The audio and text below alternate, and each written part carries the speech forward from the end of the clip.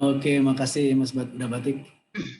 Assalamualaikum warahmatullahi wabarakatuh. Selamat Waalaikumsalam. Hari Raya Idul Fitri. Mohon maaf lahir batin buat teman-teman Portuga. Saya sih tadi tergelitik oleh itunya Pak teman kita Ali Herman mengenai migas. Tadi disinggung beberapa kali, 2-3 kali ya. Bahwa di migas itu tadi untuk zero emission CO2.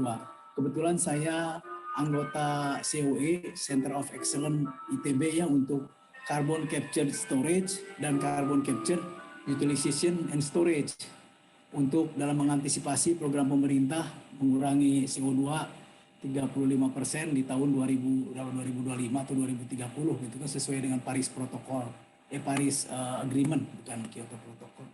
Jadi industri hulu migas juga sudah memulai, contohnya kebetulan saya juga mengikuti itu untuk tangguh yang menghasilkan CO2 dari agro itu normal aja sebagai orang ITB, jangan gitu loh.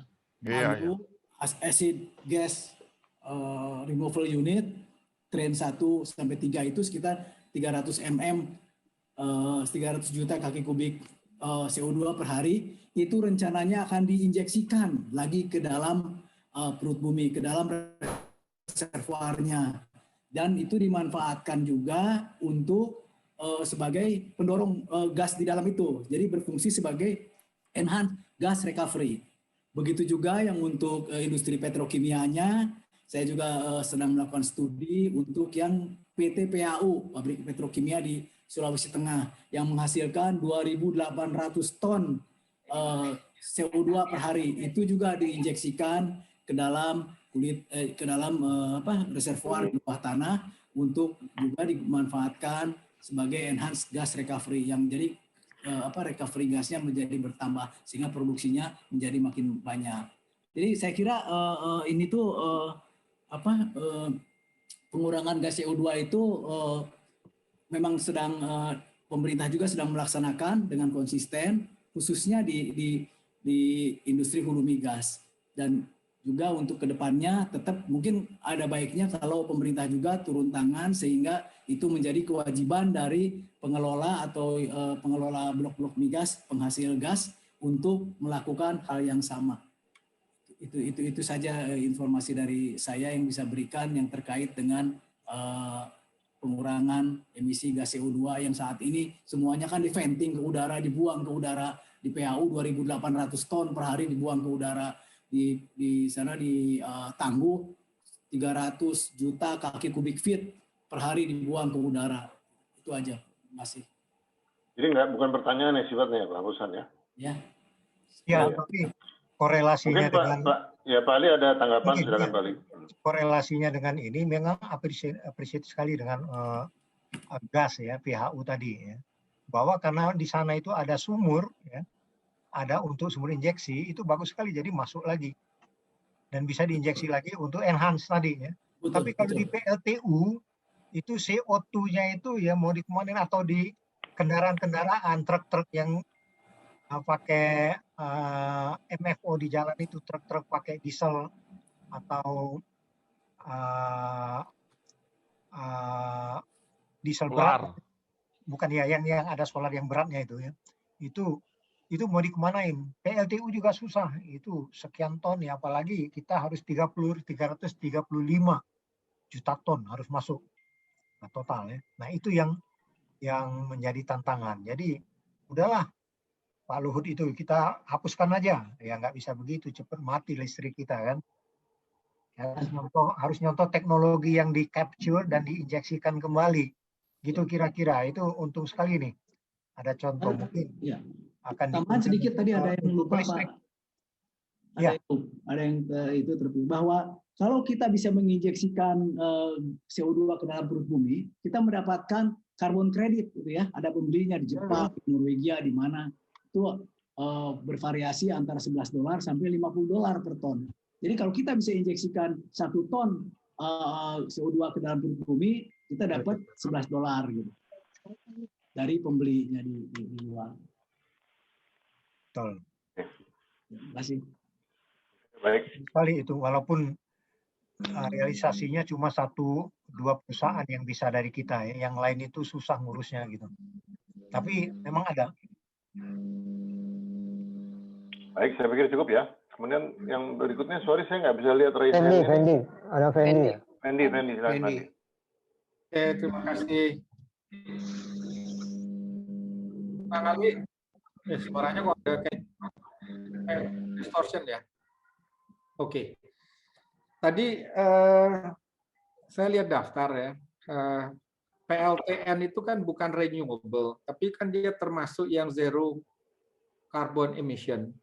Nah, di dalam programnya Kang Ali tadi tidak ada ya PLTN di dalam list yang akan menggantikan PLTU tadi. Kenapa ya kira-kira Pak Ali? Saya termasuk penggagas dalam kelompok HIMNI ya, himpunan ya, himpunan nuklir himpunan nuklir Indonesia, Ya. termasuk di situ ya. Batan, kita sering sekali banyak orang Batan. Itu kita tahu sekali mulai dari aturan segala macam tadi sudah disampaikan di presentasi tadi ya, menurut PP sekian 19 nomor tahun 2009 tahun 2014 ya.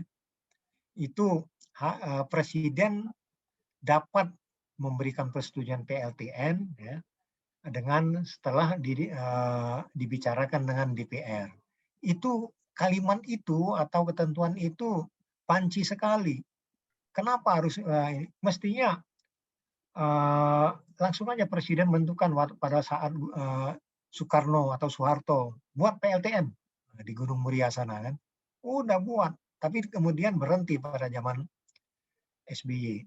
Nah jadi Kementerian SDM di pemerintah itu hanya melihat saja ya PLTN dunia itu adalah juga merupakan suatu pembangkit non carbon emission, ya, non carbon emitter, dan dia dengan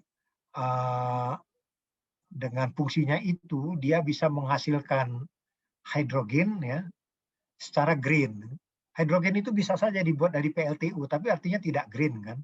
Tapi kalau dibuat dari PLTN, kemudian dari solar cell ya, itu bisa green. Jadi dia menghasilkan hidrogen tapi tidak menyebabkan membuat elektrolisisnya itu ya. Itu kan didapat dari elektrolisis itu. Itu tidak mengeluarkan lagi CO2. Padahal untuk membuat satu satuan kalori yang sama dalam bentuk hidrogen itu diperlukan 3 satuan kalori ya. 1 ton itu memerlukan 1 megawatt hour energi ya. Nah, kenapa dipakai hidrogen? Oh, hidrogen itu kan bisa untuk transportasi, bisa untuk tempat-tempat pembangkitan energi atau membuat kompresor mechanical driver yang tidak bisa dibuat dari listrik, dia pakai hidrogen. Tapi beratnya itu hidrogen itu memang memerlukan untuk membuat satu satuan dia memerlukan 3 satuan energi dan memerlukan alat untuk tabungnya juga sama dengan tabung oksigen lebih berat lagi ya untuk dibawa-bawa. Nah, tapi ya itu tadi pertanyaannya, kenapa itu yang dilihat oleh si pemerintah kita dalam hal ini SDM ya. Ya karena itu yang lagi beken di mana-mana, hidrogen, green hidrogen ya. Padahal di kita ini banyak yang bisa kita benahi yang green seperti tadi PLTA, PLTM ya. Gitu. Setuju, Kang Fendi? Jadi PLTN belum masuk di dalam long master plan kita ya? Nggak ada. Apalagi ada beberapa anggota DPR, beberapa anggota DEN itu menempatkan PLTN itu sebagai pilihan terakhir. Nah, karena simpanan pilihan terakhir itu tidak masuk dalam tabel saya tadi. Itu tabel saya tadi itu saya refer aja dari SDM supaya nggak salah, nanti dibuat-buat sendiri dibilang. Itu aja refer. Nggak ada memang. Tapi itu pun yang ada pun ya itu tidak dijelaskan berapa kemampuannya. Jadi sebenarnya tabel itu kalau kita eksploitasi full itu pun masih kurang untuk 2035. Itu belum dilihat itu oleh kawan-kawan. Oke. Gitu. Baik, Meter. cukup Thank Pak. you, Mas Fendi. Mas Fendi. Oke. Lanjut, tolong dibantu. Agus Sayana. Agus, silakan Agus. Oke, terima kasih. Kalau saya nggak nanya sama Ali, saya nanya sama Batik. Moderator kan bisa nggak apa tuh ya? Kalau pakai solar PV itu, apakah itu salurannya instalasinya itu nyampur sama PLN untuk AC itu, apa dia dedicated? Itu pertanyaan saya ya.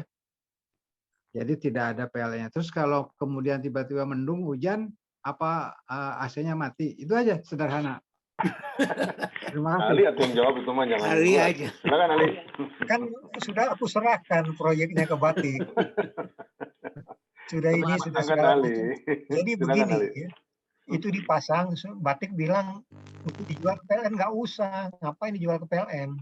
Buat Ya, ribet betul. aja pakai meter bolak-balik lagi, meter ekspor impor, dipasang saja. Inverternya yang dipasang di tempat Batik itu canggih, ya. Ada limiternya, ada blok Pembatas. kadernya. Jadi kalau listrik dari matahari tadi kurang, dia otomatis PLN masuk. Tapi gitu. kalau listrik kita lebih, dia nggak ngirim ke PLN, karena PLN nggak akan terima, gitu. Takut mengganggu. Tapi kita nggak akan konsum dari PLN kan Ali? Iya, tapi kalau lagi mati solar cell-nya, lagi turun, Mataharinya lagi turun ya. itu PLN masuk otomatis. Ya. Pakai Ya, itu. betul. Itu. Jadi nggak terasa ada PLTS di sana. Terasanya adalah, Enggak, oh ya. ternyata billing gua turun nih sekian, gitu rasanya. Nyaman jadi. Timing untuk switch-nya cepat sekali ya, Pak Ali ya. Reliability-nya bagus nggak? Reliability-nya gimana? Bagus sekali. Bagus, nggak ada masalah saya. Memang ini baru masangnya kan baru berapa bulan. Saya pengennya sih 6 bulan lah dilihat gitu loh perbandingannya. Jadi lagi dikumpulin data-datanya, lagi dibuat analisanya lah. Ini Oke. baru masangnya juga. Nanti sama anak TI dihitung lah berapa penghematannya sama cost investment-nya berapa tahun kali gitu ya. Oke. Siap. Tadi udah dihitung. Kalau sekarang ini untungnya kira-kira Rp350 per kWh. Tapi kalau nanti PLN tarifnya naik, kayaknya katanya mau naik bulan Juli nanti, ya. Kalau naiknya Rp100 lagi, berarti kita penghematan nambah lagi 100 gitu. Ali, gue mau nanya boleh? Mau ngomong? Tunggu Pak Ruli. Ini saya mesti ikutan ini nih. Reza ini siapa lagi ya? Ada lagi nggak Reza? Mira tadi, Mira tapi udah hilang. Miranya udah nggak ada. Oke. Langsung Ruli aja, Ruli. Selanjutnya? Ruli aja dulu. Oke, Ruli silakan. Ini Kang Agus mungkin udah ngerti ya yang saya mau omongin ya, Kang Agus. Agus Sayana. Ya, ada sebenarnya sumber yang orang belum lihat karena belum pernah ada yang secara komersial kita pakai. Kita punya prototype belum komersial, tapi secara konsep ini bisa dikembangkan dan akan dikembangkan oleh saya. Ya, satu unit itu bisa menghasilkan 1 mega sampai 2,5 mega. Kalau kita mau buat pembangkit listrik sampai dengan 100 mega aja bisa lah. Yaitu pembangkit listrik tenaga kavitasi. Ini termasuk EBT ya, sangat green, sangat bilang. Udah ya. Ya, pembangkit listrik tenaga kavitasi. Mungkin kalau yang sudah pernah kayak Kang Agus sudah pernah kita presentasikan ya, di Kang Agus ya bisa bantu saya lah. Teknisnya, saya bukan orang yang terlalu paham untuk menjelaskan teknisnya, tapi intinya apa itu kavitasi? Kang Agus tahunya kavitasi adalah energi yang merusak ya, itu gelembung-gelembung itu merusak. Metal aja bisa belah sama dia ya. Ya kalau kita lihat visualnya seperti pada gelembung yang keluar dari baling-baling kapal selam misalnya. Itu sebenarnya adalah gelembung yang isinya vakum, void ya. Dan kalau dia terjadi perubahan tekanan yang mendadak di dalam cairan air itu kan menimbulkan gelembung lain yang tekanannya bisa cukup untuk menggerakkan turbin. Dan ini desain daripada alat inilah yang menyebabkan terjadinya gelembung ini dimanfaatkan untuk menggerakkan turbin. Ini saya punya akses dengan Rusia untuk memperkenalkan ini pada Dewan Energi Nasional mestinya ya. Saya mungkin minggu depan diterima oleh Menteri Perindustrian. Dia ingin lihat karena kita tahu bahwa sekarang yang namanya solar, yang namanya batu bara terlalu berat lah ya untuk PLN terus menerus ya, menjadi beban ya. Jadi itu kali mungkin saya perlu mendatangkan orangnya untuk ngomong langsung dengan bapak-bapak yang berminat melihat bagaimana konsep daripada kapitasi ini. Kang Agus, cepat saya nggak, Kang Agus? Masih ada Kang Agus? Ada. Silakan Agus kalau ada tambahan komentar. Sudah pernah dengar, mungkin bisa lebih pasti menjelaskannya. Saya juga menawarkan ini pada Kang Agus punya perusahaan buat nikel itu. Aluminium ya. Ya. Ali ada. Ya Pak Agus dulu, gimana Pak Agus? Ya, konsepnya tadi sudah disampaikan. Jadi kavitasi itu yang biasanya merusak dibalik untuk menjadi sumber energi. Ya. Nah, itu dan modulnya itu sampai sekarang yang pernah ditawarkan Bang Ruli itu 1 mega ya. 1 mega 1 modul. Dan bisa digunakan sampai 2,5 mega ya. Sampai 2,5 mega bisa diserialkan. Jadi 50 mega sampai 100 mega bisa. Nah sekarang masalahnya sih kalau buat Inalum yang perlu ratusan mega itu kembali harus melihat dari segi keekonomian dan sebagainya dan decision-nya. Balik-balik sih ke harga lah sama reliability-nya dan semuanya. Saya kira itu aja ya. Barangkali yang bisa terima kasih Kak Agus. Intinya adalah dia bisa kita perkenalkan juga sebagai pembangkit listrik yang sangat green dan ya pastinya lah tidak pakai karbon lagi. Oke, cukup masuk dalam daftar tuh Bang Ali. Jadi banyak hal-hal yang bisa dimasuk dalam daftar. Kalau perlu kita presentasi di depan Dewan Energi lah, depan teman-teman untuk melihat ini sesuatu yang mungkin apa tidak mungkin. Saya menjamin mungkin lah.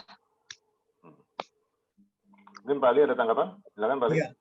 Ya, saya baru dengar itu, tapi perlu juga ya.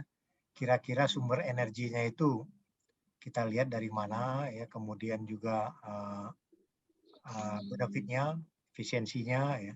Ya, investasi. Segala macam mesin itu. Ekonomian. Iya. Sekarang juga ekonomiannya dijamin. Iya. Mungkin kalau saya bisa usulkan Bang Ruli, perusahaan itu bikin percontohan di satu unit tertentu sehingga orang itu seperti pertanyaan logikanya pertanyaan itu pasti akan keluar seperti yang tadi Mang Ali itu. Dia pasti akan nanya seperti itu. Kita kan sudah dikena hukum kekalahan energi ya. Sehingga sepertinya itu kalau energi sudah habis itu nggak bisa dibalikin lagi gitu. Nah, kalau kita bisa memperlihatkan itu di dalam dulu kan sekarang disebut demo plant ya. Tapi sambil dipakai untuk rumah tangga atau untuk UKM atau apa gitu. Mungkin itu akan kalau jadi jawaban sumber energinya dari kapitasi itu. Kapitasi itu menimbulkan energi itu. Kalau dia bukan. Pertanyaan itu akan ditanyakan oleh orang-orang yang seperti yang biasa berkecimpung di bidang energi itu gitu. Oleh teman-teman PLN pasti nanya itu semuanya pasti representasinya. Ya memang kita mesti lihat barangnya ya. Ada bikin maksudnya Pak Agus itu maksudnya Pak Agus itu adalah mungkin bagus juga dibuat proyek percontohan dulu gitu loh. Ya pilot proyeknya lah. Ini sedang kita cari langsung disebarluaskan. Saya membutuhkan partner nih ya, terus aja partner yang memang mau membuat modifikasi untuk menjadi komersial prototype di Indonesia. Ya. Jadi itu yang menjadi masalah, kita lagi nyari partner ya investor lah kayak gitulah. Kalau dari perbankan sulit, perbankan nggak mau melihat kan belum ada contoh dia. Betul. Sony itu mau jadi partner tuh Sony kayaknya. Kalau ada yang mau jadi partner welcome. Kita sangat Ini kalau jadi PLN punya batu bara sama solar itu kalau pakai itu udah jauh bener murahnya. Iya, Halo. Nggak repot ke solar lagi. Gak usah nangkep apa matahari, nggak usah. Sebentar ya Mira ya. Ini lagi Pak Ruli lagi ngomong dulu bentar nih Mira. Nanti yang di sini Pak Mira saya tadi. Cara portable gampang dipasang di mana-mana ya. Karena dia stand alone. Oke, pertama aku terima kasih Ali Herman, presentasinya bagus. Aku sih nggak melihat semua tabel-tabel karena itu tabel-tabel angka-angka tuh bisa berbeda-beda, tetapi yang aku perhatikan adalah kesimpulan. Dan aku di sini bicara mengenai kesimpulan dari paparan Pak Ali tadi. Yang isinya adalah ya kita normal-normal aja karena pasti ada solusi bagaimana kelistrikan yang akan datang, banyak pilihan. Saya di sini ingin memberikan komen, ada 3 hal. Yang pertama adalah kita nggak bisa normal, karena yang pertama selama ini Indonesia membangun rencana energi berdasarkan semampunya kita. Jadi artinya kondisi rencana energi kita meleset juga dari target KEN dan juga dari target RUEN. Padahal RUEN kita itu sudah terikat dengan COP21 di Paris Agreement tahun 2015. Tapi kita memang bukan cuma terkait dengan COP 21 yang sudah disetujui oleh Presiden Republik Indonesia, yaitu menjaga kenaikan temperatur bumi tidak lebih dari 2%. 2 derajat. 2 derajat Celcius. Nanti COP 26 di Glasgow, bahkan November yang akan datang itu diperkirakan kenaikan itu nggak boleh lebih dari 1,5 derajat. Jadi kita nggak bisa normal aja, Pak Ali. Ya, business as usual tidak bisa. Kita menggantungkan juga kepada itu. Jadi kalau saya berpikir bahwa kita harus ada extra effort, harus hitung mundur dari level zero emission tahun 2050. Kalau kita akan mendapat kalau kita tidak mau mendapat sanksi. Yang akan mendapat sanksi itu sebetulnya siapa nanti? Kita sendiri semua. Jadi kita nggak bisa normal business as usual. Nah, saya cuma mengusulkan bahwa ini sebenarnya udah kritis. Apalagi tahun 2025 komitmen Paris Agreement itu kita sulit mencapai itu. Sementara kita tahu bahwa sekarang PLN ketakutannya karena apa? Ya itu dia. Jadi ini kenyataan. Saya nggak bicara hal yang kecil, yang detail mengenai proyek ini, proyek itu, tetapi kita harus berpikir lebih makro, lebih yang strategis, itu aja.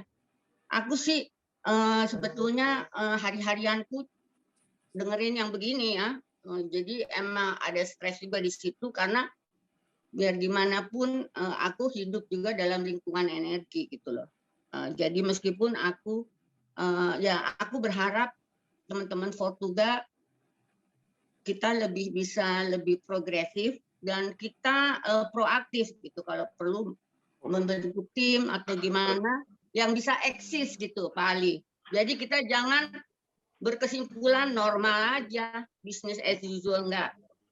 Itu yang paling prinsip itu bahwa kita harus memenuhi bagaimana strategisnya tahun 2025 kita memenuhi COP21 itu aja udah berat. Itu aja mungkin dari saya komentarnya. Selebihnya saya terima kasih banget karena paparan buat teman-teman dan buat saya juga hal-hal yang detail mengenai tabel-tabel perbandingan dan sebagainya itu menarik dan membuka wawasan juga buat kita semua. Tapi kita jangan lupa ada hal yang lebih makro, yang lebih strategis bahwa kita punya komitmen. Itu aja. Oke, thank you, terima kasih Mira. Pak Ali mungkin ada tanggapan? Silakan Pak Ali. Sony udah jawab tadi itu. Son. Banyak pertanyaan itu, tentang PLTP. Kebanyakan pertanyaannya itu tentang PLTN. Ya. Kenapa PLTN tidak kita consider sebagai pengganti fosil? Karena PLTN itu kan besar. Nah, itu alasan utama itu satu, PLTN itu masalahnya politis. Politis. Ya, yang kedua itu PLTN itu mahal dan risikonya tinggi. Di mana Indonesia kan banyak gunung berapi, banyak gempa, jadi keamanan PLTN itu tidak menjamin gitu. Terus ada juga pertanyaan, bisa nggak listrik itu solar cell itu dijual ke PLN? Bisa, dengan KW meter bolak-balik, cuma harganya sekarang masih 70% daripada harga kita beli ke PLN. Jadi rugi, mendingan kita pakai sendiri aja. Malam kita pakai PLN. Terus ada lagi pertanyaan, bisa nggak kalau listrik itu siang, listrik solar panel itu kalau siang kelebihan disimpan di baterai buat malam. Bisa disimpan di baterai, tapi baterainya kan mahal. Daripada kita beli baterai, mendingan kita pakai kalau malam pakai PLN aja. Karena PLN lebih murah daripada baterai itu. Iya, daripada beli baterai. Nah, terus ada pertanyaan lagi dari Eri. Ali udah balik. Dari Eri, kalau Mambramo tuh gimana? Mambramo memang besar kapasitas hidronya, cuma bebannya di sana belum ada, belum banyak. Jadi kita belum bisa bangkitkan Mambramo. Itu aja pertanyaan yang di chat tuh. Oke. Ya. Tadi ada komentar dari Bu Mira. Iya, aku jawab juga. Iya, silakan. Ada gangguan dari, rupanya aku nambah koneksi AC ke ini. Jadi trip dia barusan. Halo. Ali off-kan videonya aja nggak apa-apa. Oke. Jadi udah kedengaran kan? Udah. Bagus. Nah, jadi memang tadi ya, itu memang kita sekarang ini tekanan dari global ya, itu tidak lagi pada, kalau kita bicara 2025 udah telat. Kita sekarang menuju zero emission 2050, kan kita sudah sampaikan tadi, di mana tahapan-tahapannya sudah jelas ya, bahwa jangan ada lagi persetujuan field baru untuk oil gas, kemudian janganlah ada lagi persetujuan untuk PLTU ya. Itu roadmap-nya. Apakah negara kita setuju? Itu kan International Energy Agency ya. IEA. Ya, IEA ya. IEA ya. Itu negara yang terdiri dari beberapa negara anggota, mulai dari Eropa semuanya, ya rata-rata, kemudian Australia, Amerika, Jepang, Korea. Yang associate itu Cina, India, Brasil, Indonesia, ya. Itu associate cuma lihat doang ya, dengar-dengar doang ya. Dia tidak aktif untuk bantu suara. Ya, enggak aktif, dia bisa saja masuk, tapi ikut rapat boleh. Ya, belum mau dia, karena Cina itu PLTU-nya kalau dimatiin kan, India kalau dimatiin hancur negaranya kan, belum bisa bergerak. Nah, jadi di situ ya. Kemudian bagaimana tadi kita bisa saja tidak menghentikan PLTU, tapi capture CO2-nya dari PLTU yang kata Pak Oposan tadi ya. Jadi banyak langkah-langkah memang, tapi intinya tadi saya sampaikan, kita itu jangan diam, upgrade diri, kita jangan hanya sebagai pasar. Ya, saya nggak mau jelas mengatakan tadi, ya maksudnya itu jangan sampai RRC lagi masuk ke sini banyak-banyak, ya sorry kalau sampai keras, itu maksudnya begitu. Kita upgrade sendiri, kita sendiri yang melaksanakan, masa kayak tadi semua panel saya komplain juga solar panel itu ya, panel solar itu masa cuma aluminiumnya yang bisa dibuat di sini. Kacanya saya tanya, bisa nggak dibuat di kaca sini? Bisa. Tapi nggak bersaing. Harus banyak pesanannya, sekian. Itu ekonomis ya. Iya, Asahima segala macam itu di Surabaya bisa semua, itu teknologinya gampang kok. Tempered glass itu gampang buatnya, cuma bisa dijual Volumenya nggak? belum masuk. Orang aluminium aja bisa dibuat di sini, ya, pabriknya di sini, kemudian kita punya pengolahan di sini, ya, aluminanya ada, aluminium di sini kalah kita untuk frame-nya. Kalah. Oleh karena itu buat langkah-langkah nanti mungkin jangan pakai kaca tempor, jangan pakai aluminium. Itu maksudnya kita harus membuat suatu langkah-langkah, ya, inovasi, ikutin BRIN lah, BRIN itu ya gimana supaya dia juga aktif membuat inovasi, research dan inovasi di sana. Dan kata Sony tadi PLTN itu gimana ya? Ya Son? Ya, ya. Iya. Kemudian solar itu bisa nggak disimpan? Nah itu juga bijak-bijak.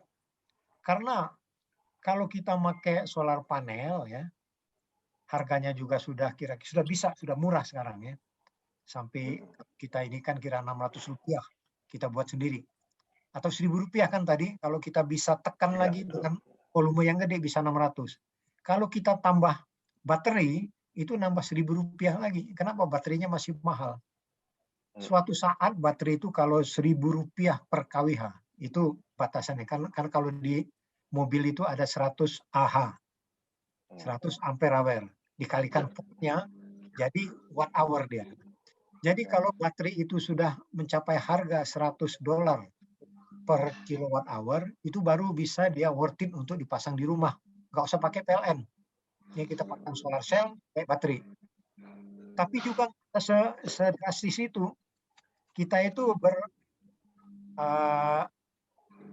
behavior kita, habit kita juga harus berubah untuk menyongsong 2020. Ya, 2050, sorry. Jadi misalnya kalau nggak pakai baterai, bisa nggak storage energi itu kita simpan sendiri? Bisa. Misalnya masak nasi, masak air panas, jangan masak air panas itu atau manaskan air, jangan malam-malam, kita buat termos saja.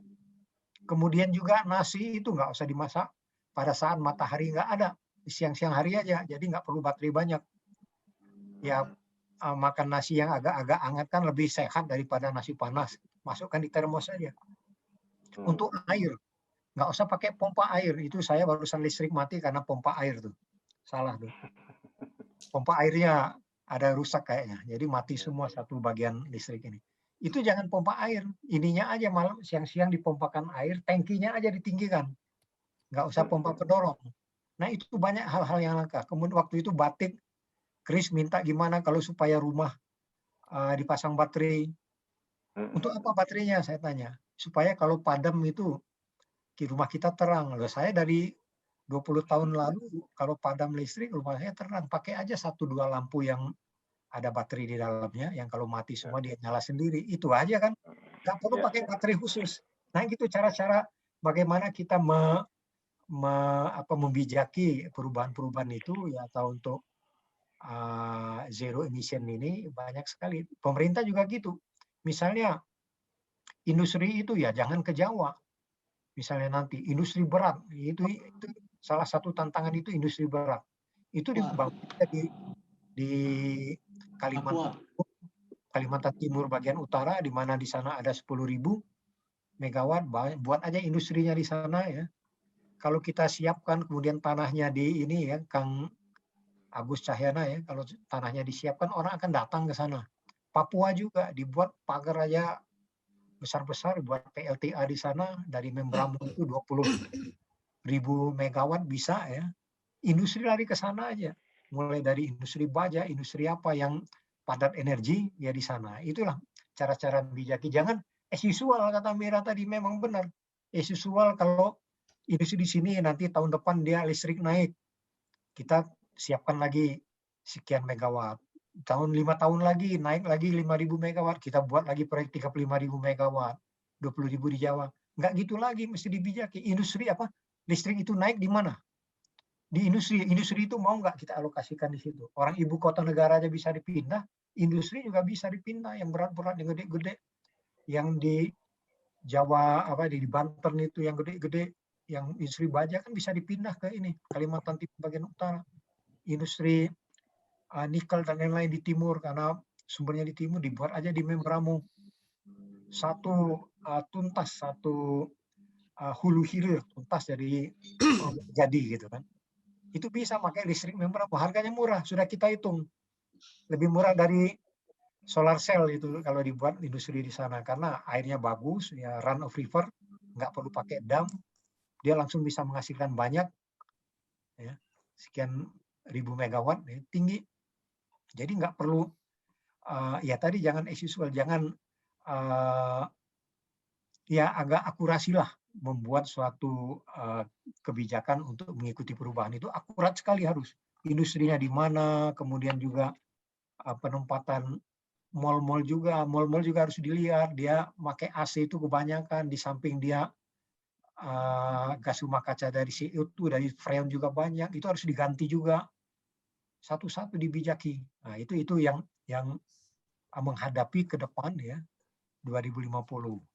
Tapi dari anggota IEA sendiri itu Jepang dan Australia sudah komplain. Ngapain lagi kami mau nyetop PLTU katanya. Nggak worth it, itu nggak masuk akal katanya. Padahal dia anggota yang IEA yang aktif kan. Nah, itu masih banyak tantangan juga lah untuk menuju 2020. Tapi bahwa 2050 itu kalau tidak mengikuti pathway-nya si IEA tadi ya, COP untuk mengurangi emisi CO2 sampai dengan 5 gigaton per tahun itu memang akan naik temperatur itu. Udah jelas kan sekarang aja rasanya kalau di luar nggak kita di ruangan AC itu, di luar itu cepat sekali panas. Gitu. Itu nggak tahu bahwa temperatur sekarang ini sudah naik dari sekian tahun. Kita sendiri juga ya kayak yang tadi kan. Ya. Aku boleh nanya nggak? Tambah lagi. Tunggu bentar nih. Ada lagi nggak dari Kristanto. Aku boleh nanya nggak? Kristanto tuh. Kristanto dulu ya. Yang tadi raise hand aku terus terang nggak punya tandanya di sini. Boleh nanya dikit dari 2 poin yang praktis-praktis aja. Yang pertama tadi Kang Ali menyinggung mengenai baterai. Itu terus terang is more of personal, bukan untuk hitung-hitungan ongkos. Tapi prinsipnya adalah membuat hidup kita lebih nyaman karena ada sesuatu yang energi hijau yang ada di rumah, bukan untuk hidup sehari-hari buat AC atau kulkas, enggak, tapi untuk penerangan luar. Misalkan yang jalan hidup mati sendiri dan ke baterainya menampung itu supaya kalau dapatnya energinya siang, malamnya dipakai gitu ya. Tapi itu a small thing lah, jadi lebih personal. Yang kedua yang saya dengar dari beberapa teknologi mengenai mass storage dari energi, ada yang saya dengar ini mau tanya sama Kang Ali ini yang namanya teknologi molten metals, gitu ya. Itu saya dengar itu bisa menjadi suatu mass storage untuk suatu panel surya skala besar. Terus kemudian yang dipakai untuk menyimpan energinya adalah logam cair.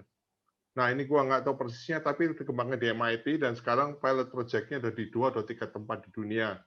Nah tujuannya tetap sama, matahari 6 jam, kemudian siang dapat energi, malamnya yang lebih banyak dipakai, simpan dulu ya. Kalau storage baterai yang nikel, lithium yang dari Kang Agus itu mahal ya, nah ini katanya ada alternatif mass storage yang bisa dipakai pakai logam cair. Mohon tanggapan. Yang ketiga, banyak amat. Satunya adalah ini. Jadi Singapura katanya punya kontrak dengan Australia untuk pembangkitan panel surya 10 gigawatt dari Australia untuk dipakai di Singapura. Artinya kan pasti ada power cable yang lewat Indonesia gitu ya. Segitu besar itu pun sudah kontraknya udah sign. Pertanyaan gua, kenapa Mamberamo nggak ngikut begituan? Kan lebih dekat. Kenapa harus industrinya dipindah ke Papua? Mana bisa segampang itu pindah industri. Listriknya dibangkitkan di Mamberamo sekian gigawatt, dipakainya di Jawa lah, di Bali atau di mana lah. Tapi prinsipnya kalau Singapura membeli 10 gigawatt dari Australia, kenapa kita nggak bisa pakai daya dari Mamberamo ke Jawa misalkan? Thank you. Oke. Jadi dari nomor 3 dulu ya. Singapura itu Suntec itu yang mau membangun 10 giga, 10.000 kirim ke Singapura. Itu saya juga hitung-hitung, dia bilang itu bisa 6 sen per kWh sampai ke Singapura. Saya hitung-hitung tadinya 11, bisa saja mungkin 6. Karena Singapura itu sanggup beli 6 sampai 11 sen, itu sanggup beli sampai 10 sen. Karena ya pemakaian energinya betul-betul hemat ya, efisien, jadi dia membeli segitu pun bisa. Mengapa tadi gambar tadi kan saya sampaikan tadi ada iradiasi matahari di Singapura itu kira-kira 20% lebih baik dari kita, kemudian cloud-nya itu ya, halangan awan itu juga lebih baik, lebih terang di sana, jadi lebih banyak listriknya. Kira-kira 25% lebih banyak kalau di Indonesia. Tapi kita juga bisa sebenarnya, Madura itu juga kalau kita lihat dari peta iradiasinya juga bagus. Pakai sana. Cuma memang dari dulu waktu saya masih di Batam itu kita membuat PLT GU yang hemat bahan bakar, yang efisien, yang clean, sudah begitu baik kita buat studinya, dia tetap nggak mau. Indonesia, Singapura itu nggak mau berurusan dengan Indonesia. Itu intinya ya. Saya udah berapa kali ke EMA ya, Energy Management Authority di Singapura itu, dia iya aja tapi pada pelaksanaannya dia nggak mau. Tapi juga di yang itu belum kontrak, itu baru MOU aja dengan Singapura, belum kontrak itu, dan nggak gampang. Dia akan lewat kalau nggak Selat Lombok, Selat Sunda atau Selat Bali, itu nggak gampang lewat kita ya, nggak apa-apa, dia buat kita pajakin aja, pajak lewat kayak Ukraina dilewati gas dari ini ya, dari Rusia itu dia tinggal ngambil pajaknya aja setiap MMBCF dia tarik sekian. Ini juga setiap kali kita tarik sekian. Mampir dulu di sini harus peraturan, kita ambil dulu listriknya sebagian, bisa. Tidak masalah. Tapi yang intinya si investor yang si Santek itu dia lebih berani ngambil di Australia untuk Singapura daripada ngambil di listrik tenaga air di Kalimantan Timur atau di apa. Itu pertanyaan itu kita jawab sama-sama lah. Mengapa dia nggak mau berurusan dengan pihak Indonesia? Dulu seperti pernah kita mau membuat PLTU di Cirenti ya, untuk dikirim ke Malaka itu tahun 2000. Itu berhenti padahal sudah bagus ya. Itu gara-gara apa? Gara-gara Indonesia berebut untuk bangun itu, pihak ini, pihak itu, ya sorry aja ya, pihak ini, pihak itu akhirnya nggak jadi. Itu yang terjadi ya. Kemudian yang baterai tadi, ya itu memang itulah yang saya sampaikan, bijak-bijaklah pakai baterai, jangan semuanya dipasang baterai gede, terus nggak tepat sasarannya ya, dipakai aja kalau untuk lampu, baterai untuk lampu aja, jangan baterai gede, ini untuk lampu, ini untuk. Jadi lampu yang sudah ada baterainya gitu ya Pak ya. Iya, jangan baterai ada yang dijual oleh Tesla gitu ya, power tel namanya, power apa dinding itu power wall. Nah, ditaruh di dinding, dia kalau lampu mati dia baterai itu yang ini kan. Kemudian molten apa tadi? Molten metal. Metal Ya. itu memang ya ini metal yang cair ya, bukan metal besi yang dicairkan. Ada kalau molten salt bisa, molten yang Aluminium. cair. Ya, justru itu proyeknya Kang Agus itu bisa dipakai untuk harus lebih rendah lagi dari aluminium ya, yang titik cairnya. Jadi dia bisa memang menyimpan, intinya itu menyimpan panas di logam itu ya. Mau air panas, mau apa, atau pokoknya bisa menyimpan air panas deh. Menyimpan panas, mau air panas disimpan dalam bentuk steam, tekanan tinggi, nanti waktu dipakai dibuka valve-nya bisa saja.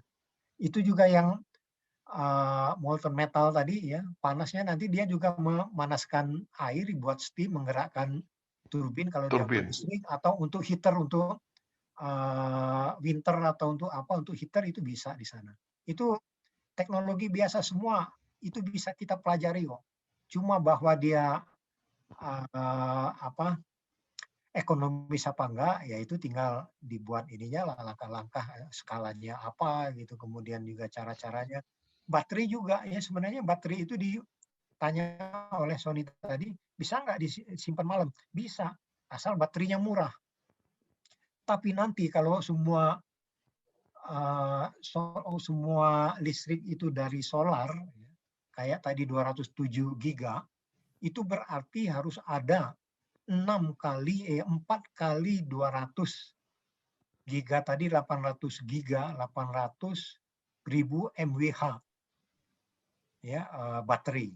Itu berapa ton, berapa lama kita buat dia setiap 5 tahun, 6 tahun dia harus ganti. Jadi kita hanya buat baterai aja. Ya rugi, mendingan ya langsung aja baterainya itu jangan dipakai jangan untuk storage energi itu jangan pakai baterai. Energinya dipakai siang hari aja. Gitu, masak nasi, masak apa misalnya kemudian smelter siang-siang hari aja bisa nggak itu dipakai siang hari, malam istirahat aja. Kemudian malam juga nggak usah mall, jangan buka sampai jam 10 sampai jam 7 aja gitu. Yang lainnya apa di luar aja malam-malam terang bulan gitu kan. Zaman dulu. Nah itu kira-kira perubahan kebiasaan, perubahan habit kita. Itu kalau kita mau untuk zero emission gitu. Sorry, udah di jam 9:20, jadi saya kasih Pak Ari ya. Tadi Ari Pak Caman mau nanya, habis itu saya mau kasih kesempatan kepada mahasiswanya Pak Ada Ali Sony nih, juga, mungkin Sony untuk juga. itu. Sony Saya juga. nanya sedikit, boleh nggak? Saya juga pengen nanya. Saya nanya sedikit. Ya, Ari dulu, Ari Pak Nah, Caman. saya sih nanya sederhana aja. Kalau kita lihat dari peta, lihat ke bawah itu kan, lihat Jakarta itu kan genteng semua yang kelihatan gitu loh. Saya pengen tanya, ada nggak teknologi yang genteng itu juga apa namanya sebagai panel gitu loh?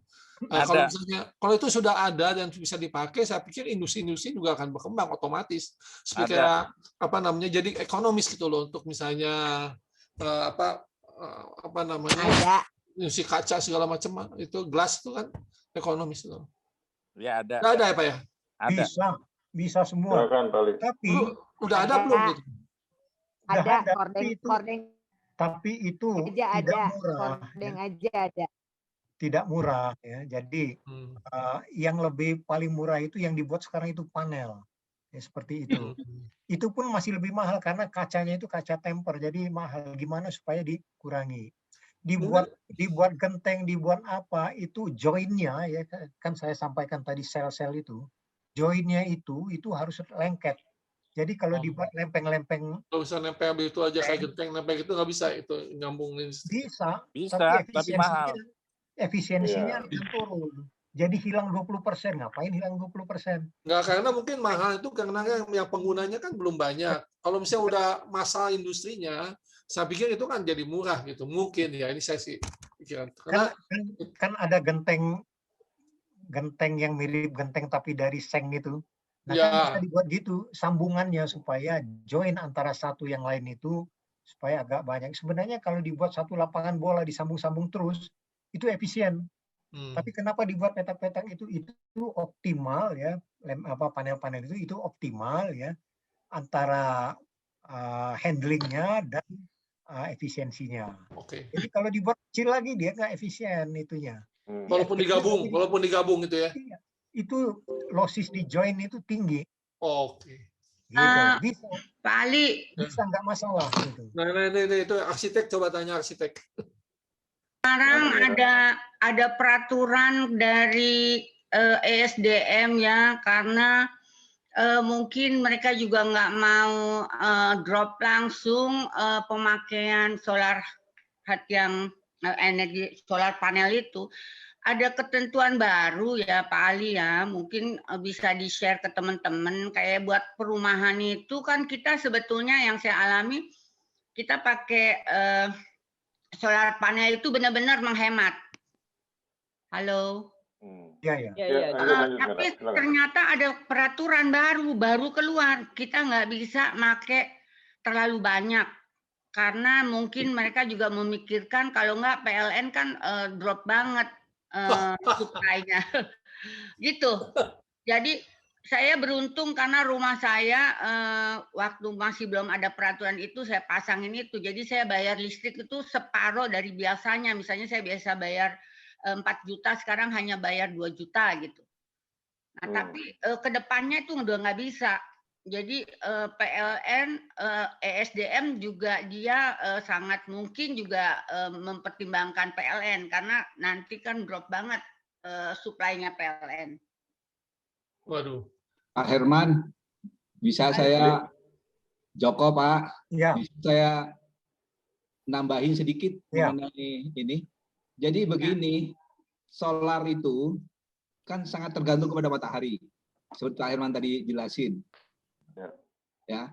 Kemudian kalau kita semuanya bergantung kepada matahari, pada waktu misalkan ada awan lewat, kan langsung drop itu. Mati semua. Pemakaian di rumah tentu ngambil dari PLN atau dari sumber lainnya kan. Nah itu mendadak, sangat-sangat mendadak. Nah, ini yang harus dipikirkan. Makanya mungkin SDM memikirkan itu karena itu disediakan oleh PLN. Jadi untuk mengatasi drop supply tadi, itu kan perlu pembangkit yang responnya sangat cepat. Contohnya aja ya, DKI aja, yang kurang lebih 8.000 MW misalkan bebannya. Terus misalkan 10% aja menggunakan pelanggan di DKI itu menggunakan rooftop kan, matahari. Berarti kan sekitar 800 MW. Tahu-tahu drop dia karena mataharinya nggak nampak itu. Nah ini yang nanggung kan PLN. Jadi PLN dalam waktu sekejap harus bisa mensuplai 800 MW. Ini pernah kejadian di Kupang. Saya waktu itu ke sana karena LIPI, LAN atau LIPI ya, LAN kalau nggak salah, membangun PLTS yang 5 MW. LAN ya, 5 MW di situ. Ternyata dia mungkin kurang mempelajari masalah sistem. Begitu dia ada awan lewat, dieselnya itu cepat sekali anunya, sehingga langsung blackout semuanya, karena nggak mampu mengatasi atau merespon penurunan beban yang sangat cepat itu. Sekaligus ya. Ya, saya kira itu aja yang perlu diperhatikan. Mungkin saya tambahin. Tambahan paling. Ya. Itu memang di sini yang aktif itu harus PLN, ya. Iya. Jadi PLN tahu bagaimana melihat energi secara sistem. Jadi dia sebenarnya siang hari pun ya pada antara jam 9 sampai jam 12 itu tetap diperlukan PLN. PLN kalau di DKI itu membakar diesel oil ya di Muara Tawar sana untuk picking ya, untuk picker. Karena picker di DKI ini siang hari.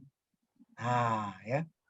Kenapa nggak dipakai solar cell? Saya sudah pernah ngusulin untuk di Muara Gombong pakai 150. Hitung-hitungannya sudah beres, sudah siap. Itu-nya nggak jadi. Kenapa ya? Karena belum dipahami total oleh manajemen, katakanlah baik SDM maupun PLN. Ya. Sekarang coba bayangin ya, Pak Joko tadi. Kalau semua rooftop dari Tangerang atau dari katakanlah dari Banten sampai ke Semarang sampai ke Surabaya, semua rooftop di Pantura itu masangin ya. Iya betul. Itu pengaruh dari awan tadi nggak ada lagi. Iya, Dia sedikit di sini diawasi oleh awan di ini, awan di mana? Di Tangerang diatasi oleh awan di Bekasi. Awan Bekasi kalau lewat diatasi oleh Cirebon. Jadi secara total dia interruption-nya tadi, ya, intermittent-nya tadi turun sebentar itu nggak terasa karena dia total. Tapi itu harus besar, harus seluruh Jawa, ya, dari Jawa Barat sampai Jawa Timur. Nah oleh karena itu ya, yang siapa yang ini harus PLN dengan SDM yang memikirkan itu. Dan itu energi gratis itu kalau dibangun ditaruh aja semua solar mulai dari Kristanto, Batik, siapa lagi yang mau masang tadi, setiap rumah dari rumah yang di Semarang dipasang semua ajak lagi teman-teman, itu nggak akan intermittent itu nggak ada, jadi lebih bagus. Tapi tetap itu harus yang aktif itu PLN dan SDM. Jangan PLN dan SDM itu duduk sebagai birokrat. Minta izin saya dulu ya. Jangan begitu dia. Nggak bisa. Dia harus aktif. Aktif mengikuti apa komitmen kita terhadap dunia. Paris Protokol kita ini, kita tanda tanganin, tapi juga nggak kita laksanakan kan percuma. Kemudian net zero emission kita setujui. Pak Luhut juga sudah mau berhentiin katanya ya, tapi itu nggak mungkin lah. PLTU itu maksudnya ya bahwa kita mau tidak mau ikut tren tersebut, tapi harus aktif, jangan menunggu. Ya. Sedikit dari saya, artinya apapun juga harus ada pembangkit yang siap menampung perubahan itu kan, Pak, perubahan beban ini. Nah ini minimal malam gitu ya. Harus ada pembangkit yang dengan tarif pickers, Pak. Ya. Nah, itu yang sudah berkali-kali waktu saya masih aktif itu, waktu saya di Indonesia Power, saya selalu mengusulkan harus ada tarif picker itu harus beda. Kalau enggak, para investor tuh nggak mau masang pembangkit pickers. Maunya dia pembangkit yang base load. Oke, makanya harus PLN. Sekarang perlu dipikirkan juga, perlu pemikiran dari kita semuanya, bahwa harus ada tarif picker. Di luar negeri itu, services harganya lain. Nggak sama. Gitu. Jadi makanya PLTA mungkin nggak ada yang swasta itu yang membangun ya, kecuali yang di Sulawesi ya. Kalau di Jawa mana mau swasta membangun PLTA. Karena kan CF-nya sangat kecil. Tapi kalau misalkan tarifnya itu tarif pickers, mungkin banyak yang mau membangun. Kira itu aja. Baik, ini udah 21.30. Baiknya gimana nih? Dari teman-teman masih ada yang mau nanya atau gimana? Masih ada Ibnu, ada Sony. Ibnu aja tuh. Ada mahasiswa. Ibnu silakan. Iya Pak, terima kasih waktunya. Perkenalkan Pak, nama saya Ibnu Fardani, mahasiswa IT PLN, dosennya Pak Ali. Saya mau menanyakan Pak. Lulus tahun 2019 kan? Kenapa Pak? Angkatan berapa? Angkatan 2020. Bukan ya, banyak ya, tapi S1-nya 2019 kan lulus kan? Oh, tahun 2018 Pak. Oke, sekarang pertanyaannya gimana? Pertanyaannya Pak, mungkin tadi sudah banyak ya, udah ketumpuk di chat.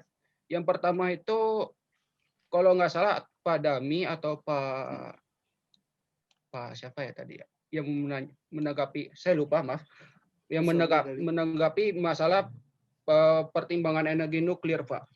Yang pertimbangan energi nuklir yang ditanggapi Pak Dami itu menjadi pilihan terakhir karena di Indonesia itu berisiko tinggi. Negara kita itu kan Ring of Fire. Terus pembangunan PLTN dan energinya juga mahal dan bergantung kepada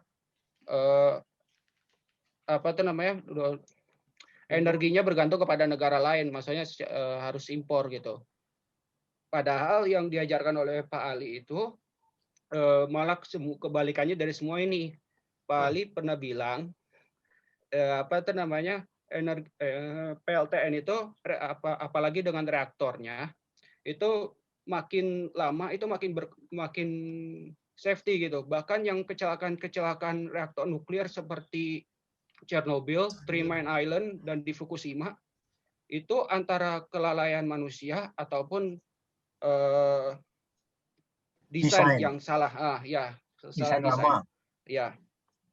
Kalau Fukushima mungkin itu kali masalah emergensi. Ya, bukankah tsunami? Iya, tsunami karena ada gempa di sana kan? Iya, ada gempa, ya, tsunami. Itu kan tsunami. Power cut loss. Nah, di power cut loss-nya itu, kalau saya baca ya, power cut loss-nya itu sistem emergensinya nggak aktif. Makanya itu reaktornya makin lama makin panas, meledak di reaktornya. Nah, mohon tanggapannya dong Pak Ali mengenai itu. Soalnya itu berbeda. Ada satu lagi Pak. Yang saya tahu energi terbarukan itu kan seperti PLTS, PLTB, dan mini hidro itu kan ini ya apa sih namanya bergantung kepada banyak faktornya pergantungan seperti matahari itu maksimum cuma 6 hari dan itu ada tahapan dari penghasil energi minimum menjadi maksimum. Terus Pak Ali di presentasinya bilang itu kan karena perubahan iklim, maka seperti energi matahari, energi angin dan energi mini hidro itu yang Bapak kalau saya nggak salah dengar itu hancur karena masalah iklim. Nah, itu bagaimana caranya membuat pembangkit energi terbarukan itu kontinuitas gitu, bisa reliable dipakai setiap saat tanpa harus kehabisan energi atau energi nggak available kalau benar-benar dibutuhkan. Itu saja Pak, terima kasih. Baik, yang capacity faktornya atau load faktornya ya, continuity-nya yang bagus itu adalah panas bumi. Kemudian PLTA. PLTA itu tergantung alamnya ya, tergantung debit, dan debit tergantung pada, kalau kita lihat saya pernah lihat itu ke Portland ya, di Portland ya, itu airnya itu betul-betul dijaga oleh tentara di sana. Jadi mulai dari hulu sambil dia juga menjaga salmon ya, itu jadi bagus sepanjang tahun, dia tidak ada berubah sepanjang dari mulai 20 tahun lalu. Nah kalau kita sejak mulai dibuat itu Saguling, Cirata, dan PLTA Jatiluhur, itu sudah berkurang sampai dengan bukan 100%, sampai dengan 25% kemampuannya. Kenapa? Karena di di Cirata itu sudah banyak keramba ikan ya, sudah banyak. Ini sekarang mau dipasangin lagi PLTS terapung. Ngapain PLTS terapung di sana? Murah-murahin kemampuan aja kan. Padahal kalau nggak dibuat di sana itu harganya sepertiga dari yang dia buat sekarang itu di sana. Ngapain diterapung itu? Tapi itu untuk gaya-gayaan boleh lah, nggak apa-apa. Satu-satunya PLTS terapung di Jawa misalnya, nggak apa-apa. Mas Joko ketawa tuh. Iya, buang-buang, bukan buang duit ya, buang. Nah itu satu ya. Itu kemudian PLTS tadi memang sangat tergantung pada keadaan matahari, nggak bisa diapa-apain, kita terima aja itu. Angin juga, tapi angin itu akan lebih banyak, dia tinggi ya, tiupan anginnya kalau dia di atas 100 meter. Ya itu bagus sekali, continuity bagus, dan lebih dari 12 knot dia, yang batas cut off-nya PLT Bayu. Nah kalau di bawah itu angin-anginan dia. Di bawahnya lagi itu kena stop oleh jam tol angin. Ya. Kemudian satu lagi tadi yang PLTN tadi ya, itu tadi ada molten metal, ini ada molten salt reaktor MSR, itu baru, tipe baru, generasi keempat. Dia di bawahnya juga ada safety di bawah reaktornya itu, kalau dia bocor atau dia gagal ya, misalnya pendingin yang ada, dia mati sendiri di bawah. Kemudian juga dia tidak mencairkan logam, molten salt tadi, generasi keempat dari PLTN.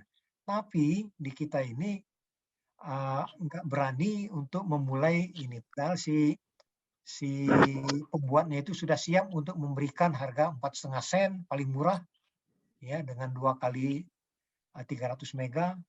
Bangun aja yang tidak ada ring of fire. Di mana? Di Kalimantan Barat, bagian selatan, kirim ke Sumatera, kirim ke Jawa, kirim ke Kalimantan. Itu kalau kita berpikir, kalau kita mengkaji-kaji ya begitu. Harus ada research-nya, harus ada penelitian, harus ada desain, harus ada perencanaan gitu. Kalau kita ini nggak ada yang merencanakan gitu. Sekali merencanakan, dananya mana? Oh, nggak ada dana. Sekali mau merencanakan sudah jadi, banyak yang protes. Lari ke DPR lempar sana lempar sini. Itulah sampai saat ini yang saya ikuti dari sejak 2008 mengenai PLTN itu, berhentinya di sana-sana aja. Sudah buat FS di Bangka, ya sekarang jadi buku tua tuh FS-nya. Jadi filenya nggak bisa dibuka lagi itu. Kenapa? Ya dibiarin aja, nggak ada yang menanggapi. FS sudah ada di Bangka, udah bagus, tanahnya udah ada. Itu nggak ada yang berani memutuskan. Gitu ya, sejak tahun 2003 kalau nggak 2004 nggak salah ya, itu yang di PLTN pertama kita yang direncana dibangun di Rembang itu, di Muria, itu di stop, dibatalkan ya oleh pemerintahan waktu itu SBY. Tapi waktu itu Gus Dur juga mengatakan itu PLTN di situ haram, katanya nggak boleh. Ya udah, terpaksa takut semua. Gitu. Ya jawabannya. Jadi untuk continuity ya, solar cell di Indonesia ini dibangun aja, silakan aja PLN misalnya membuat suatu keputusan memberikan insentif pada rumah-rumah di pantai utara. Karena pantai utara itu iradiasinya paling tinggi di antara Jawa ya, kecuali di pantai selatan Yogyakarta juga tinggi. Nah yang utara tinggi semua, rata-rata di Dadap, kemudian di Bekasi Utara, Semarang, sampai ke Madura dibuat aja. Jadi kalau ada awan yang bergerak, ya sedikit aja dia. Dari sistem itu misalnya dari 10.000 mega misalnya hanya berkurang 200 mega, nggak terasa itu. Nah kemudian untuk peaker tadi yang kata Pak Joko tadi, itu memang banyak ya, benahi aja PLTA di Jawa ini, itu peaker bisa diatasi. Untuk peaker itu adalah untuk mengatasi kalau beban listrik besar tiba-tiba tinggi. Nah, di samping tentunya ada 1-2 yang tetap dari gas ya, itu standby aja. Tapi peaker bisa dibuat dari ini, Percisokan misalnya kan juga peaker gitu kan, jadi bisa. Kemudian di selatan itu bisa dibuat sea water pump storage ya. Jadi kalau listrik lagi lebih, air dari tempat-tempat yang tinggi di selatan itu, air dari laut itu dipompa ke atas, pada saat diperlukan dia di-discharge lagi dari listrik. Itu bisa ya, kalau kita mau ya, jangan ya kata Mira tadi, jangan diam aja, jangan as usual ya, kita harus cari, kejar mana-mana yang bisa kita lakukan. Banyak sekali, pokoknya di Jawa ini banyak sekali ya, harus ikut itu mahasiswa muda. Itu moderator Pak Bakti, saya kembalikan. Silakan pertanyaan berikutnya. Fendi, boleh? Jadi tunggu bentar, dari mahasiswa masih ada nggak nih? Sony kali, Sony. Fendi kan udah pernah. Udah pernah. Mahasiswa itu dari yang Sony. Dari keandalan sistem itu si Ibnu tadi. Nur Hamun tadi ada tadi, coba. Oh, Nur Hamun, coba. Muhajir Pak, mau nanya Pak. Muhajir aja. Iya, Muhajir. Ini silakan. orang PLN coba jelasin PLN mana. Perkenalkan, saya Muhajir Sastro Miharjo, PLN saat ini bertugas di PLN Transmisi Jawa bagian Barat, bagian proteksi. Pertanyaan saya masih terkait PLTN. Awalnya saya pernah presentasi di depan Pak Ali bahwa saya termasuk orang yang menolak PLTN, namun setelah banyak mendapat penjelasan dari beliau, saya termasuk yang akhirnya ya setuju juga, karena PLTN itu juga identik dengan kemajuan suatu negara, karena banyak negara maju itu semua pakai PLTN. Dan sekarang tadi yang disebutkan bahwa teknologinya sudah cukup aman. Cuman pertanyaan saya lagi, apakah bahan baku berupa uranium itu sudah bisa kita adakan sendiri? Nah kalau memang belum ya tentunya itu jadi energi yang mahal juga. Selain uranium juga ada, kemarin disebutkan bahwa ada bahan baku thor, apakah itu juga sudah bisa kita manfaatkan di Indonesia? Jangan-jangan kalau PLTN kita adakan, kita masih banyak ngimpor untuk bahan bakunya. Mohon penjelasan Pak Ali. Terima kasih. Seperti halnya kita banyak nikel ya, kita belum bisa proses itu, baik belum bisa teknologinya, bisa teknologi, tapi kita dananya nggak ada. Sama juga uranium itu ada kita. Ya ada berapa ton deposit ya, itu bisa diproses secara teori. Tapi kita belum mampu. Ya tapi kalau dipaksakan juga mampu, itu di Serpong, kemudian di Bandung, kemudian di Jogja itu bisa membuat pengolahan itu uranium. Kemudian yang paling banyak kita itu thorium. Thorium itu 236. Itu bisa ditingkatkan jadi 238 sebagai bahan bakar. Tapi harus ditembak, dia dicampur dengan uranium. Ya. Nah, kalau dengan dicampur uranium itu, thorium kita itu jadi bahan bakar yang banyak sekali. Di mana? Di Bangka itu. Ikutan dari timah. Itu di Rut yang lama itu 2 dekade yang lalu, dia bilang, Pak kami punya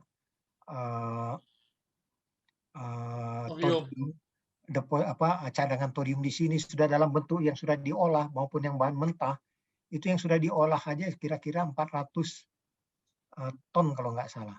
Nah itu untuk 1 kilo aja itu sudah sama dengan 1 ton batu bara dia, 1 kilo thorium. Jadi kalau 400 ton itu bisa untuk 100 tahun Indonesia, untuk seluruh Indonesia 100 tahun kalau dibangun semua. Tapi kalau mau, makanya kita harus belajar juga. Siapa tahu PLTN itu memang bisa pelajari itu safety-nya. Walaupun secara teori ya, secara publikasi banyak kita ketahui bahwa generasi keempat dari PLTN itu, apalagi yang molten salt yang tidak mencairkan tabungnya ya, itu sudah safety ya. Harus pelajari, jangan langsung skeptis, oh nggak bisa itu lihat aja itu cerita dari Fukushima. Nah, Fukushima sekarang udah beres, sudah selesai itu diatasi. Tapi yang paling jelek itu memang Chernobyl, itu rusaknya sekian banyak karena itu memang generasi pertama, seperti halnya Rusia dulu kan, dia buat juga kapal selam dari nuklir, sempat mau dijual di Indonesia, dia nggak safety-nya untuk nuklir itu, kapal selam itu nggak masalah. Kalau dia rusak ya satu kru kapal selam malah mati, sama di luar Rusia lah dia hancur, itu nggak masalah bagi dia. Jadi safety-nya juga waktu itu yang Chernobyl itu tidak terlalu diperhatikan ya, karena sudah nyaman sekian tahun beroperasi, tiba-tiba ternyata ada kelalaian manusia di sana menyebabkan bocor. Kalau Fukushima bukan meledak tapi bocor dia ya. Bocor apa? Pendinginnya. Tapi karena pendinginnya rusak ya, dari bocor reaktornya juga bocor. Baik Pak Ali, ini udah waktunya udah makin mau habis. Terima kasih ya Muhajir sama Ibu, kawan-kawan lain. Terutama kasih terakhir Sony ya. Sony katanya ada pertanyaan satu, terus habis itu mungkin kita sudahi dulu, artinya tanya jawabnya, karena udah menjelang jam 10. Silakan Son. Ya, jadi saya menyambung itu tadi soal baterai di rumah. Itu sekarang sedang dikembangkan teknologi baterai itu dari beton. Jadi nanti dinding rumah itu bisa berfungsi sebagai baterai. Terus yang kedua soal kenapa Singapura nggak mau beli listrik dari Indonesia. Itu mereka pengalaman waktu beli air dari Johor. Sering mereka ribut-ribut itu dari Johor. Jadi waktu ribut-ribut airnya tuh di stop. Nah, jadi akhirnya mereka hanya mau beli gas dari Indonesia, baru dibikin listrik. Jadi dari Batam tuh kita nggak bisa jual listrik, mereka maunya belinya gas aja. Dengan kalau nanti gas kita putus, karena kita dianggap sama-sama orang Melayu dengan Malaysia, itu mereka bisa pakai LNG dari Mitsui. Untuk air mereka udah bikin backup, itu mereka hilang air dari air laut dan dari limbah. Nah, kebetulan saya bangun power plant-nya di Changi buat Singapura gitu. Nah, terus untuk genteng tadi kan Kang Ari nanya tuh, itu Tesla udah pernah bikin, Tesla tuh bikin genteng dari ini, buat solar cell seperti ini. Bagus sih. Ya itu bagus tuh. Iya bagus, cuma efisiensinya rendah. Enggak, efisiensinya rendah juga. Efisiensinya rendah, masih rendah, tapi mungkin nanti lama-lama bisa lebih bagus lah. Itu jadi kayak genteng sirap dia sistemnya. Kayak genteng sirap. Seperti ini kalau lihat dari dekatnya. Iya. Nah ini. Nah, terus juga bisa juga buat dinding. Bisa juga buat dinding. Jadi nggak hanya gentengnya aja, kaca juga bisa jadi solar cell. Lama-lama juga teknologinya pasti berkembang itu. Nah, itu aja Kang Ali. Baik. Ya. Itu kan yang genteng itu kan genteng itu lifestyle. Yang lebih efisien kalau dia seluruh atap tadi dijadikan satu panel, itu lebih efisien, lebih banyak. Iya. Kalau dibuat genteng-genteng bisa juga. Tapi ya tadi resikonya ya lebih mahal dikit dan lebih efisiensinya kurang. Walaupun teknologinya sama-sama maju, dia akan lebih rendah efisiensinya dibandingkan yang satu panel gede. Gitu. Tapi Ya, tapi ya mencukupi lah kalau jumlahnya satu atap untuk satu rumah kita satu atap. Yang apa itu makanya kembali ke lifestyle tadi. Ya. Ya kan, Kak Ari kan dari seni rupa, dia maunya estetika. Iya betul, boleh. Kita kan elektro efisiensi. Ya itu saya bikin bukan itu, tapi maksud saya tuh itu kan fungsional gitu loh. Jadi sekarang kan pakai genteng. Kalau gentengnya pakai itu jadi ada dua fungsi. Dia sebagai atap juga gitu kan, tapi juga sebagai pembangkit listrik juga kan itu maksudnya. Karena tidak pakai itu pun atap tetap harus ada kan. Enggak, atap bisa diganti itu. Atap bisa diganti dengan panel yang gede tadi. Betul, itu maksud saya. Iya, Jadi bisa. dengan panel. Jadi artinya, nah tapi kalau udah jumlah, saya yakin kalau udah jumlahnya banyak, kalau semua orang udah pakai, pasti harganya akan turun gitu loh. Sekarang kan jadi mahal tuh karena mungkin jumlahnya sangat sedikit yang pakai. Iya, betul. Kembali ke lifestyle dan itu efisiensinya berkurang itu aja. Kalau kita mau paksakan nggak apa-apa. Kemudian yang tadi dinding itu memang sangat bisa, Sony.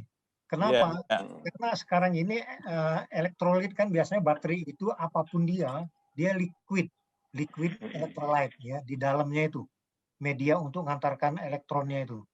Sekarang ini sudah bisa yang lithium ion itu ya. Itu sudah polimer kering, polimer electrolyte ya. Jadi dia semacam ya katakanlah bulu domba itu bisa dijadikan media itu.